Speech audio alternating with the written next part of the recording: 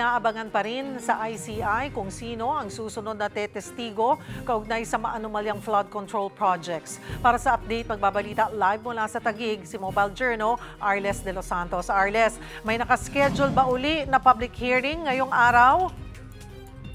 Cheryl, alam mo matapos yung press conference ni ICI Commissioner Chair Singson, no, ngayong araw nga, hindi pa rin tayo nakakakita ng sino man ng mga mambabatas o resource person na dumadating dito. Pero kung matatandaan ninyo sa listahan, inaasahan dito na dumating si ACT-CIS Representative Eric Yap, no, at si House Majority Leader Sandro Marcos.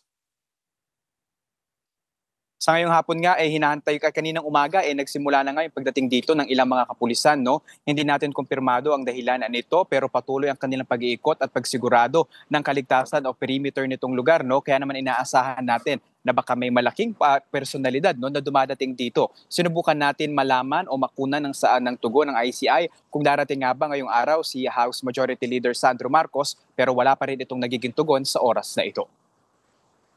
May sagot na ba ang ICI sa naging pahayag ni Davao Representative Pulong Duterte na hindi na niya sisiputin ang imbitasyon ng komisyon?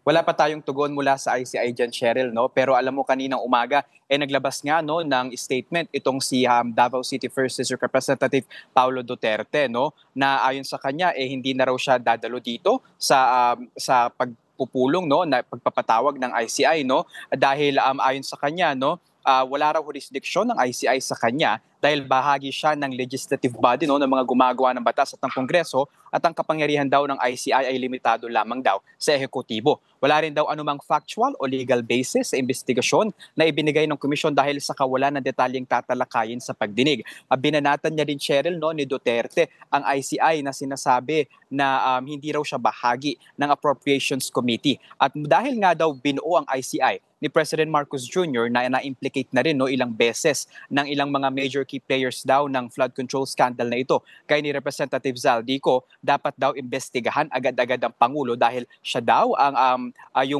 may mga control dito, higit lalo doon sa mga proyekto, no, ng Regions 1 and 8, no, mula 2022 to 2025. At bukod pa dyan, no, yung revelasyon daw ni Representative Zaldico ay revealing at nakagugulat at hindi raw ito dapat na